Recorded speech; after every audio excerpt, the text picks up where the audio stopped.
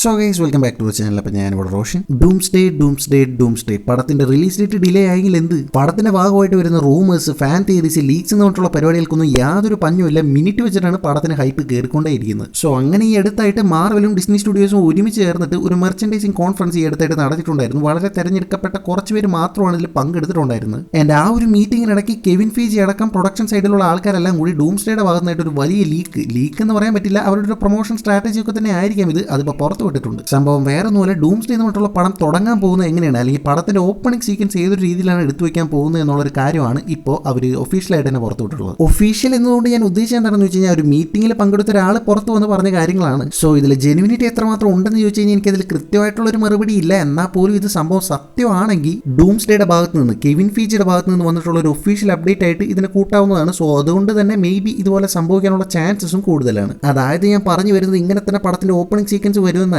എന്നാൽ പോലും ഇങ്ങനെ വരാനുള്ള ചാൻസസ് കൂടുതലാണ്. അങ്ങനെ വന്നാൽ തന്നെ അത് നിങ്ങളുടെ ആസ്വാദനത്തെ ബാധിക്കുമെങ്കിൽ, അത് നിങ്ങൾക്കൊരു പ്രശ്നമായിട്ട് തോന്നുന്നുണ്ടെങ്കിൽ ഞാൻ ചെറിയൊരു സ്പോയിലർ അലർട്ട് ഇപ്പം തന്നെ പറയുവാണ്. അല്ല ഇങ്ങനത്തെ പ്രൊമോഷൻ മെറ്റീരിയൽസ്, ലീക്സ്, അപ്ഡേറ്റ്സ് എന്നുകൊണ്ടുള്ള പരിപാടികളൊക്കെ കണ്ടിട്ട് ഹൈപ്പ് കയറ്റി പടത്തിന് കയറണം എന്നുള്ളൊരു മൈൻഡ് സെറ്റിലാണ് നിങ്ങൾ നിൽക്കുന്നതെങ്കിൽ വൈകിക്കുന്നില്ല, കാര്യത്തിലേക്ക് കിടക്കാം. Without waiting much let's talk about. Okay, ഇങ്ങോട്ട് പറഞ്ഞതനുസരിച്ചാണ് കാര്യങ്ങൾ പോകുന്നതെങ്കിൽ നമ്മൾ ആദ്യമായിട്ട് കാണാൻ പോകുന്നത് ഷൂറി, നാമോർ, എംപാക്കോ എന്നിവർ അവരുടെ ന്യൂലി ആൻഡ് അഡ്വാൻസ്ഡ് സ്യൂട്ടിൽ വക്കാണ്ടയിൽ നിൽക്കുന്നതാണ്. അതിനെ തുടർന്ന് നമ്മൾ കാണുന്നത് വക്കാണ്ടയിൽ ഒരു വലിയ ഫൈറ്റ് തന്നെ നടക്കുന്നതാണ്, വേറെ ആരുമായിട്ടല്ല, ഡോക്ടർ ഡൂമുമായിട്ട്. ആൻഡ് ആ ഒരു ഫൈറ്റിൽ ഡോക്ടർ ഡൂമിനെതിരെ ഫൈറ്റ് ചെയ്യുന്ന ആൾക്കാരായിട്ട് പുള്ളി ലിസ്റ്റ് ഇട്ടിട്ടുള്ളത് ഗാംബിറ്റ്, ഡെഡ്പൂള്, ഷാങ്ചി, ഇൻവിസിബിൾ വുമൻ, പിന്നെ എക്സ്മെൻ ടീമിലെ കുറച്ച് ആൾക്കാരും. ആൻഡ് ഇവരെല്ലാം ചേർന്ന് ഡോക്ടർ ഡൂമിനെതിരെ ഈ ഫൈറ്റ് നടക്കുന്ന സ്ഥലം വേറെ എവിടെയല്ല, എക്സ്മെൻഷന് മുമ്പിലാണ് ഈ ഒരു വലിയ ഫൈറ്റ് തന്നെ ഉണ്ടാവുന്നത്. ഡേ നീയല്ല ഇപ്പം തന്നെ പറഞ്ഞത് വക്കാണ്ടയ്ക്ക് മുമ്പിലുള്ള സീനാണ് കാണിച്ചു തുടങ്ങുന്നതെന്ന്, പിന്നെ എങ്ങനെയാണ് ഇത്ര പെട്ടെന്ന് എക്സ്മെൻഷനിൽ പോയുള്ള ഒരു ഫൈറ്റ് കാണിക്കുന്നതെന്ന് ചോദിച്ചു കഴിഞ്ഞാൽ, ആ ഒരു കാര്യത്തെപ്പറ്റി സംസാരിക്കുന്നതിന് മുൻപ് ഈ ഒരു ലീക്കിലെ ജെനുവിനിറ്റി എത്രത്തോളം ഉണ്ടെന്ന് നമുക്ക് ചെറുതായിട്ടൊന്ന് ചകഞ്ഞ് നോക്കിക്കളയാം. കുറച്ച് നാളുകൾക്ക് മുമ്പായിട്ട് ഡൂംസ്ഡേയുടെ ഭാഗത്ത് നിന്ന് ലീക്ക് ആയിട്ടുള്ള കുറച്ച് സെറ്റ്പിക്സും പരിപാടികളൊക്കെ കണ്ടു കഴിഞ്ഞാൽ തന്നെ നമുക്ക് മനസ്സിലാവും എക്സ്പാൻഷൻ ആകെ തകർന്ന് തരിപ്പണമായി കിടക്കുന്ന രീതിയിലുള്ള ഒരു സെറ്റാണ് അവിടെ ഇട്ടിട്ടുണ്ടായിരുന്നത്. മാത്രമല്ല ഈ ലീക്കി പറയുന്ന കാര്യങ്ങൾ വെച്ച് നോക്കുവാണെങ്കിൽ ഡോക്ടർ ഡൂം ഈ ഫൈറ്റിൽ പങ്കെടുക്കുമ്പോൾ ഡോക്ടർ ഡൂം അവിടെയുള്ള സെന്റിനൽ റോബോട്ട്സിനെ തന്റെ കൺട്രോളിലാക്കിയതിന് ശേഷമാണ് ഈ ഫൈറ്റിൽ പങ്കെടുക്കുന്നത്. ഇതിനെ ശരിവെക്കുന്ന രീതിയിൽ ഞാൻ നേരത്തെ പറഞ്ഞ സെറ്റ്പിക് ലീക്കിൽ ആ തകർന്ന് കിടക്കുന്ന എക്സ്പാൻഷന്റെ അടുത്ത് തന്നെയായിട്ട് കുറെ സെന്റിനൽ റോബോട്ട്സിന്റെ പാർട്സും പിരിഞ്ഞ്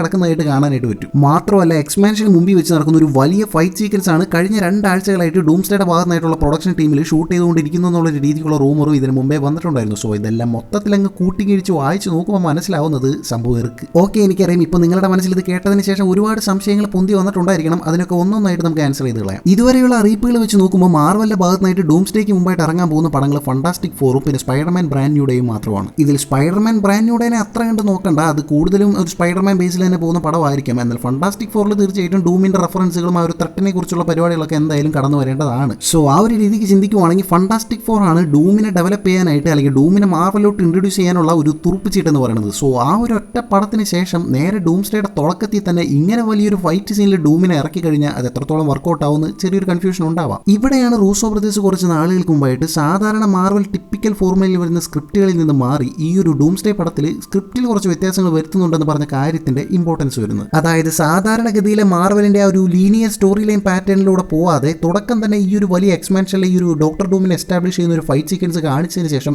എങ്ങനെയാണ് ഈ ഒരു ഫൈറ്റിലോട്ട് കാര്യങ്ങൾ എത്തിയതെന്ന് അതിനുശേഷം കാണിക്കുന്ന രീതിയിലാണ് ഈ ഒരു സ്ക്രിപ്റ്റ് പോകുന്നത്. അതായത് ഡൂമിന്റെ ഒറിജിനും പരിപാടികളൊക്കെ നമ്മൾ കാണുന്നതിന് മുമ്പേ തന്നെ ഡൂം എത്രമാത്രം വലിയൊരു ത്രെട്ട് ആണെന്നുള്ളൊരു സംഭവം നമുക്ക് രജിസ്റ്റർ ചെയ്ത് തന്നതിന് ശേഷം ഒരു ഫ്ലാഷ് ബാക്ക് പോലെ ഈ ഒരു സീക്വൻസിന്റെ ഒക്കെ ഒരു റീസൺ എന്താണെന്നുള്ളത് അതിനുശേഷം നമുക്ക് വ്യക്തമാക്കുന്ന രീതിയിലായിരിക്കും പടം പോകാൻ പോകുന്നത്. ചുരുക്കി പറഞ്ഞ ഇൻഫിനിറ്റി വാറിലെ താനോസ് മോഡ് ഒരു ലൈനാണ് അവർ പിടിക്കാനായിട്ട് നോക്കുന്നത്. എങ്ങനെയാണോ ഇൻഫിനിറ്റി വാറിന്റെ തുടക്കത്തിൽ തന്നെ വന്നിട്ട് താനോസ് ഹൾക്കിനെ, തോറിനെ, ലോക്കിനെ എല്ലാം എടുത്തിട്ട് കുടഞ്ഞത്, അതുപോലെ തന്നെ ഡൂമിനെയും ഇവിടെ എസ്റ്റാബ്ലിഷ് ചെയ്യാനാണ് അവർ നോക്കുന്നത്. ഓക്കെ, അവിടെ നിന്ന് അങ്ങനെ ഞാൻ നേരത്തെ പറഞ്ഞ സംശയം, അതായത് വക്കാണ്ട ആദ്യം കാണിച്ചിട്ട് അവിടെ നിന്ന് സ്വിച്ച് ചെയ്ത് നേരെ എക്സ്പാൻഷനിൽ ഈ ഫൈറ്റ് കാണിക്കുന്നതിന് പിന്നിലുള്ള ലോജിക് എന്താണെന്ന് നോക്കുമ്പോൾ എനിക്ക് തോന്നുന്നത് എന്താണെന്ന് വെച്ച് കഴിഞ്ഞാൽ മിക്കവാറും ഇത് ഇൻകേഷൻ കാരണം ഉണ്ടായിട്ടുണ്ടായേക്കാവുന്ന ഒരു ചെറിയ പ്രതിഭാസമായിരിക്കാം. അതായത് ഈ ഒരു ഇൻകേഷൻ നടക്കുന്നതിന്റെ ഒരു ബ്രേക്ക് ഈവൻ പോയിന്റ് അല്ലെങ്കിൽ ഒരു മിഡ് പോയിന്റിലൊക്കെ വെച്ചിട്ട് 2 യൂണിവേഴ്സുകൾ തമ്മിൽ അങ്ങോട്ടും ഇങ്ങോട്ടും സ്വിച്ച് ആവുന്ന രീതിയിലുള്ള പരിപാടികളൊക്കെ ഉണ്ടാവും. ആ ഒരു യൂണിവേഴ്സിലെ ക്യാരക്ടേഴ്സ് ഇങ്ങോട്ട് വരാം, ഈ ഒരു യൂണിവേഴ്സിലെ ക്യാരക്ടേഴ്സ് അങ്ങോട്ട് പോകാം, അങ്ങനെയുള്ളൊരു പരിപാടിയൊക്കെ ഉണ്ടായേക്കാം. മാർവലിൻ്റെതായിട്ടുള്ള പടങ്ങളിലൂടെ തന്നെ നമ്മളിപ്പോൾ ഈ ഒരു പ്രതിഭാസത്തെ പറ്റി കണ്ടുകൊണ്ടിരിക്കുന്നുണ്ട്. ഇപ്പോൾ മോണിക്ക റാംബോ നേരെ എക്സ്മാൻ്റെ ഒരു യൂണിവേഴ്സിൽ പോകുന്നതായിട്ട് നമ്മൾ കണ്ടു. അതുപോലെ തന്നെ തണ്ടർ ബോൾസിന്റെ ആ ഒരു പോസ്റ്റ് ക്രെഡിറ്റ് സീനിൽ ഫണ്ടാസ്റ്റിക് ഫോറിലെ സ്പേസ് ഷിപ്പ് നമ്മുടെ എർത്തിലോട്ട് വരുന്ന രീതിയിൽ നമ്മൾ കണ്ട്. അങ്ങനെ സ്പേസ് ഷിപ്പ് ക്യാരക്ടേഴ്സ് എന്നതിൽ കവിഞ്ഞ് ഒരു സമയത്ത് ഈ ഇൻകേഷന്റെ ഭാഗമായിട്ട് ചില സ്ഥലങ്ങൾ തന്നെ അങ്ങോട്ടും ഇങ്ങോട്ടും സ്വിച്ച് ആവുന്ന രീതിയിലും കാണിക്കാം.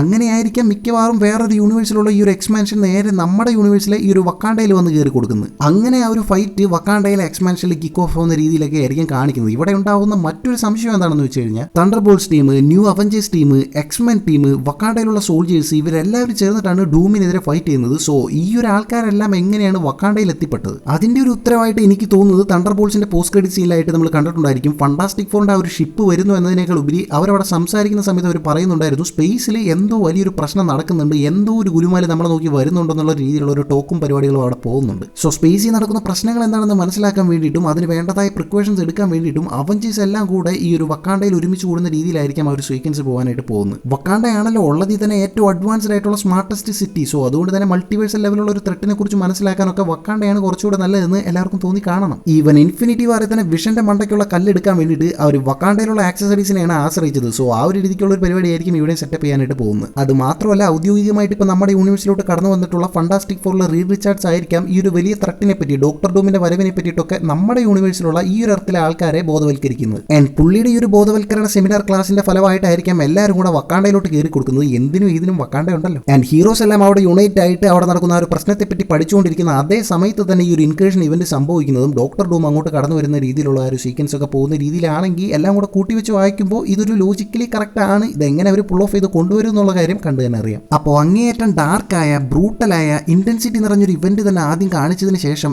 എങ്ങനെയാണ് ഈ ഒരു ഇവന്റിലോട്ട് കാര്യങ്ങൾ എത്തിയെന്നത് മനസ്സിലാക്കി തരുന്ന രീതിയിൽ കാര്യകാരണങ്ങളെല്ലാം അതിനുശേഷം കാണിക്കുന്ന രീതിയിൽ ആ ഒരു സ്ക്രിപ്റ്റ് പോകുന്ന പരിപാടി മാർവലിന് ഒരു പുതിയ ട്രിക്കാണ്. പക്ഷെ കേട്ടിടത്തോളം സംഭവം നൈസാണ്. നിങ്ങൾ തന്നെ ആലോചിക്കും, ഡൂമിനെ ആദ്യം തന്നെ ഭയങ്കര ഡാർക്ക് മൂഡിൽ ഇങ്ങനെ പ്രസന്റ് ചെയ്തതിന് ശേഷം പിന്നെ ഡൂമിന്റെ ഒറിജിനലോട്ട് കാര്യങ്ങൾ കടക്കുമ്പോൾ എങ്ങനെയാണ് ഡൂം ഇങ്ങനെ ആയത് എന്നുള്ളൊരു ക്യൂരിയോസിറ്റി ഉണ്ടാവുമല്ലോ. ആ ഒരു ക്യൂരിയോസിറ്റി തന്നെയായിരിക്കും ഡൂംസ്ഡേയുടെ മൊത്തം ഒരു ഡ്രൈവിംഗ് ഫാക്ടറായിട്ട് പോകാനായിട്ട് പോകുന്നത്. പടം മൊത്തം ആ ഒരു ക്യൂരിയോസിറ്റിയോടെ തന്നെ നമുക്ക് കണ്ടു തീർക്കാനായിട്ട് സാധിക്കുമെന്ന് തോന്നുന്നു ഈ ഒരു ഗതിക്കൊക്കെ പടം വരുവാണെങ്കിൽ. സോ ഞാൻ വീണ്ടും പറയും, ഇതുപോലെ തന്നെ പടം വരുമെന്നുള്ള കാര്യത്തിൽ ഒരു ഉറപ്പും ഞാൻ പറയുന്നില്ല. എന്നാൽ പോലും ഇതുപോലെ വന്നു കഴിഞ്ഞാൽ അതിൻ്റെതായ ഒരു പ്രസന്റേഷൻ സ്റ്റൈലിൽ മികച്ചതാക്കാൻ റൂസോ ബ്രദേഴ്സിനും പറ്റിക്കഴിഞ്ഞാൽ ഒരു കിടിലം പടം തന്നെ നമുക്ക് ഔട്ടായിട്ട് കിട്ടും. ഫണ്ടാസ്റ്റിക് ഫോർ ഇറങ്ങാനായിട്ട് ഇനി അധികം സമയമില്ലല്ലോ. ഫണ്ടാസ്റ്റിക് ഫോർ ഇറങ്ങിയതിന് ശേഷം നമുക്ക് ഏറെക്കുറെ ഒരു വ്യക്തത കിട്ടും. ഡൂംസ്ഡേ എങ്ങനെയാണ്, ഡൂം എങ്ങനെയാണെന്നുള്ള കാര്യത്തെ പറ്റിയിട്ട് നമുക്ക് ഏറെക്കുറെ ഒരു വ്യക്തത ഫണ്ടാസ്റ്റിക് ഫോർ തരേണ്ടതാണ്. ഡൂംസ്ഡേയുടെ തുടക്കം തന്നെ ഡൂം കയറി അടിക്കുന്ന രീതിയിലുള്ള ഈ ഒരു പ്രസന്റേഷൻ സ്റ്റൈലാണ് അവർ പിടിക്കാൻ പോകുന്നതെങ്കിൽ തീർച്ചയായിട്ടും ഫണ്ടാസ്റ്റിക് ഫോർ തൊട്ടേ നമുക്ക് ഡൂമിന് ഒരു ഒരു ഇമ്പോർട്ടൻസ് കൊടുത്ത് ആ ഒരു ത്രെറ്റിനെ ഒന്ന് ബിൽഡ് ചെയ്ത രീതിയിലുള്ള പരിപാടികളൊക്കെ സെറ്റപ്പ് ചെയ്യേണ്ടതാണ്. എന്താണ് പ്ലാൻ എന്നും എങ്ങനെയാണ് പരിപാടി എന്നൊക്കെ എന്തായാലും അധികം വേഗം നമുക്ക് കണ്ടു തന്നെ അറിയാം. അതിനിടയ്ക്ക് ചെറിയൊരു കാര്യം, world war Hulk chapter 3 comic explanation നമ്മുടെ ചാനൽ അപ്ലോഡ് ആക്കിയിട്ടുണ്ട്. കാണുന്നവരുണ്ട്, കാണാൻ വിട്ടുപോയവരുണ്ട്, ഒന്ന് ഓർമ്മിപ്പിച്ചെന്ന് മാത്രം കണ്ട് നിങ്ങളുടെ അഭിപ്രായങ്ങളൊക്കെ ഒന്ന് പറഞ്ഞു കഴിഞ്ഞാൽ നൈസായിരിക്കും. എന്തായാലും ഡൂംസ്ഡേയുടെ ഭാഗത്തായിട്ട് അറിയാൻ സാധിച്ചിട്ടുള്ള കാര്യങ്ങൾ ഇതൊക്കെ തന്നെയാണ്. ഡൂംസ്ഡേ പടത്തിന് വേണ്ടി നിങ്ങൾ എത്രമാത്രം വെയിറ്റിംഗ് ആണെന്നുള്ളൊരു കാര്യവും ഡൂമിനെ എങ്ങനെ ഒരു രീതിയിലായിരിക്കും പടത്തിൽ പ്രസന്റ് ചെയ്യാൻ പോകുന്നു എന്നുള്ള കാര്യത്തിലുള്ള നിങ്ങളുടെ പ്രതീക്ഷകളും പരിപാടികളും RDJ ഏതൊരു രീതിക്കായിരിക്കും അത് പുൾ ഓഫ് ചെയ്ത് കൊണ്ടുവരാൻ പോകുന്നത് എന്നുള്ള കാര്യത്തിലുള്ള എക്സ്പെക്ടേഷൻസും എല്ലാം കൂടെ ഒന്ന് പറഞ്ഞു കഴിഞ്ഞാൽ നൈസായിരിക്കും. മറ്റൊരു വീഡിയോയിലൂടെ നമുക്ക് എന്തായാലും വീണ്ടും കാണാം.